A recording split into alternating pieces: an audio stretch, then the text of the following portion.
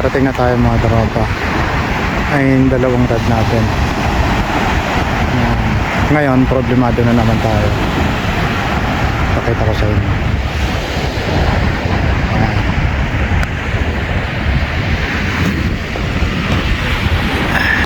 Nakakabit pa yung hook.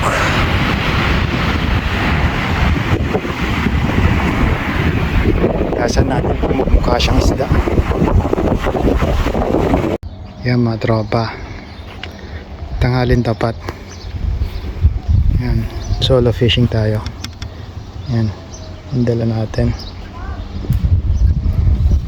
Gusto natin yung problema natin na yan, pag malit ang lagayan, gusto natin yung ganung problema. Maliit ang lagayan, malaking huli. May kasama tayo, ayan o. Siya. Mga tropa, solo fishing tayo ngayon. Ayan, kung mapapansin mo yung dinadaanan natin, wala kang halos makikitang tao. Ang nakapagtataka, hindi nakakatakot dito. Iisipin mong may mga mananakit ng tao or ahas, ganyan, spider na pwedeng makasakit sa'yo. Walang incident dito sa New Zealand ng ganon. Sa madaling sabi, napaka-safe. Yung paligid natin halos wala, nagdadrive tayo lang mag-isa sa kalsada. Though halos mag-alas 3 ng hapon. Kung sa ibang lugar to makikita mo mga daang tao sa kalsada, dito wala makikita ng tao. Kung tatanungin nyo bakit gantong oras ako mag-fishing, yung spot na pinuntahan natin noong nakaraan, babalikan natin. Mukhang promising. At ang sabi nila, ang kagatan ng isda, yung patasan tubig. Ngayong araw na to, linggo, ang taas ng tubig alas 5:25 ng hapon. So yun ang hinahabol natin. 500 meters, turn left. Ayan, update ko kayo mamaya mga tropa. Yan, nakarating na tayo mga tropa. Ay dalawang rad natin. Ngayon problemado na naman tayo. Pakita ko sa inyo.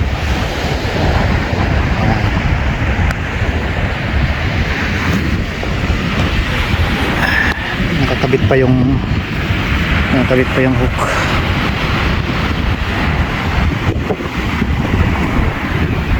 Tasan natin kung mukha siyang isda.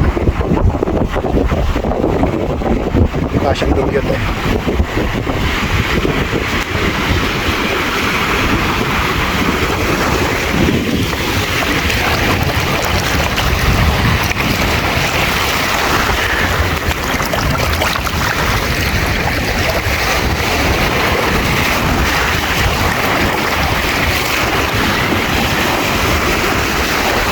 Sana siyang isda.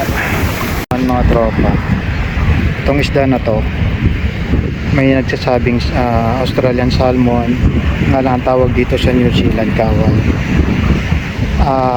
Ang ginagawa nila rito pagkatapos mahuli, pinapadugo, kasi pag di mo pinadugo malansa yun naman.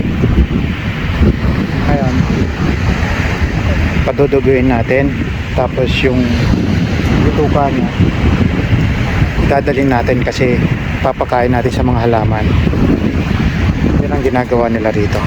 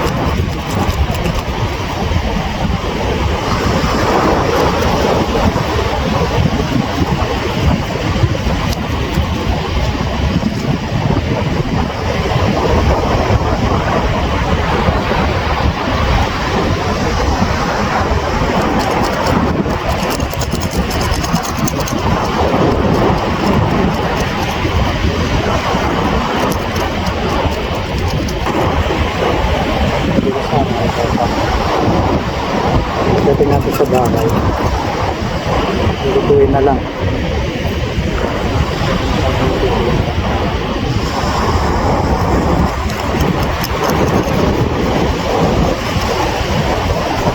Kaya muna natin.